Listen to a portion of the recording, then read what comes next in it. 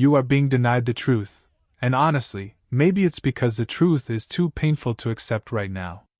You want a savior to walk through those doors and fix this offense, but I am here to tell you that the perfect candidate you are screaming for simply does not exist.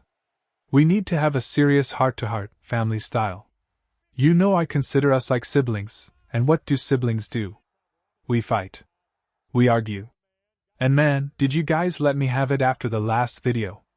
I felt the heat coming off the comments section all the way over here. I'm not going to lie, if I hadn't posted that breakdown yesterday, my mental health might be in a much better place right now because you absolutely shredded me. But before we get back into the ring, do me a huge favor, smash that like button, share this with a fellow fan who needs a reality check, and make sure you are subscribed so you don't miss a single update this off-season. Okay, let's address the elephant in the room. In the last video, I laid out a plan. I said that I believe the current regime, specifically Zach Robinson, is out of the window. I proposed a pivot to Adam Stenavich from Green Bay. And you guys hated it. You slaughtered me for it. The comments were flooded with the same demand over and over again. We want experience. You told me you are tired of experiments. You told me you want a battle-tested offensive coordinator. You want someone who has done it before, someone who isn't learning on the job like Robinson was when he came over from LA. You want a proven winner who can walk into Atlanta, take the keys, and drive this car to the Super Bowl. Here is the hard truth that nobody else seems willing to tell you. You cannot have your cake and eat it too. I'm looking at the landscape of the NFL right now, and I'm telling you, there isn't a single offensive coordinator available who checks all your boxes. You want experience? You want success? You want someone who will step into a non-head coaching role just because they want to coach the Falcons. That guy is a ghost. He isn't real. So, here is the rhetorical question I need you to ask yourself before we go any further. Are we chasing a fantasy, or are we ready to face the brutal reality of the coaching market? Let's look at the comments, because I didn't just pull this frustration out of thin air. One of you said, "Hell no. I am so tired of Atlanta's hiring experiments. Give me an established NFL play caller." Another one said, "I don't want another guy who has never called plays." And then there was this gem that actually made me laugh, even though it stung a little. "So you want to bring in another person who has never called plays? Are you slow?" Okay, ouch. That one hurt my feelings a little bit, I'll admit it. But it brings me to my main point. You guys have a lot to say about who you don't want. But here is my challenge to you. Who are you going to go get? I'll wait. Seriously, think about it. Because I can pretty much guarantee I know exactly who is popping into your head right now. There are 3 big names that every fan is obsessing over, thinking they are the magic fix. But I have the receipts, and I'm about to dismantle that dream list right now. The first name everyone screams is Mike McDaniel. Oh, we'll just go get McDaniel from Miami. He's a genius, and he's getting fired anyway. Not so fast. If we were having this conversation 5 or 6 weeks ago, I would have agreed with you. But look at the recent developments. Not only are the insiders at ESPN reporting that McDaniel's job might be safe, but the actual results on the field are backing that up. Since Miami fired their GM, Chris Greer, they have gone 4-1. Their only loss was to a tough Pittsburgh team. Reports are coming out that people around the league believe McDaniel has made a compelling case to stay. They benched Tua, and you don't make a quarterback move that drastic unless the head coach knows he has the security to play the long game. And look at their schedule. They have the Bengals, worst defense in the league right now. They play the Bucs, who we know are beatable. They have a real shot to finish strong. If Mike McDaniel finishes the season with 8 or 9 wins, do you really think Miami fires him? I completely disagree. He's staying in South Beach. So scratch him off the list. Okay, you say. Forget McDaniel. We want Brian Daboll. He's the guy. I'd be inclined to believe you, I really would. Daboll is a fantastic offensive mind.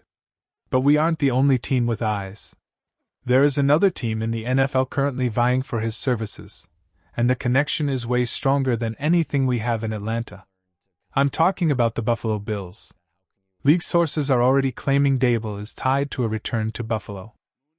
I know Sean McDermott said he wouldn't bring him in, that is just coach talk. He isn't going to fuel speculation in the middle of a season. But connect the dots. We know Buffalo's current OC, Joe Brady, is likely getting a head coaching job next year, especially if they make a deep run. And we know for a fact that Josh Allen loves Brian Daboll. There is comfort there. There is history there. If Daboll has a choice between fixing the Falcons or reuniting with Josh Allen in Buffalo, he is taking the Buffalo job every single day of the week. So, scratch him off the list too. Fine. You argue. It's not them. It's Ryan Grubb. We want the guy who worked with Michael Penix Jr. Let's get the band back together. That sounds great on paper. It fits the narrative perfectly. Except for one massive legal problem. Grubb is under contract with Alabama until 2027. And let's not forget, he already did the OC dance in the NFL with Seattle and left. Why would he leave a secure situation to come here and deal with this mess? It doesn't add up. So tell me again, why are any of those three guys walking through our door? They aren't. This brings us to the question of the day. And I want you to be really honest in the comments section below. If you cannot get a celebrity offensive coordinator, would you rather take a risk on another first-time play caller, or stick with what we have? Let me know your thoughts down there. The reality is, if we are going to hire a new offensive coordinator, which I definitely believe is happening, we have to accept that we are either getting someone who is downgrading their position, which almost never happens, or we are getting someone who has never called plays before. But we hate that. We saw what happened with Zach Robinson. I know. I hear you. You are letting your trauma from the Robinson experiment cloud your judgment of the entire coaching pool. Just because one first-time play caller struggled doesn't mean the concept is broken. In fact, if you look at the best offenses in the league right now in 2025, look at the common thread. The Broncos with Sean Payton. The Lions with Ben Johnson. The Packers with Matt LaFleur. The Rams with McVay. In almost every single instance of a high-powered, playoff-caliber offense, the person calling the plays is the head coach. Sean Payton calls the plays, not Joe Lombardi. Matt LaFleur calls the plays, not Adam Stenavich. The best offensive minds in the world are not looking for offensive coordinator jobs. They are looking for head coaching jobs. Clint Kubiak isn't coming here to be an OC, he wants to be a head coach. Josh McDaniels isn't leaving New England sideways. Matt Nagy isn't leaving Patrick Mahomes unless he gets another shot at the big chair. Do you see my point? The Atlanta Falcons are one of the very few teams trying to operate a modern offense where the head coach is a defensive guy, and they are relying entirely on a hired gun to run the show. The only other team really trying this is Philadelphia with Nick Sirianni, and look at them, everyone is calling for their staff's heads too. There is only one way you get an experienced, elite play caller in Atlanta. One way. You have to fire Raheem Morris. That is the only way you get an offensive-minded head coach who calls his own plays. But we know Arthur Blank loves Raheem. We know Terry Fontenot loves Raheem.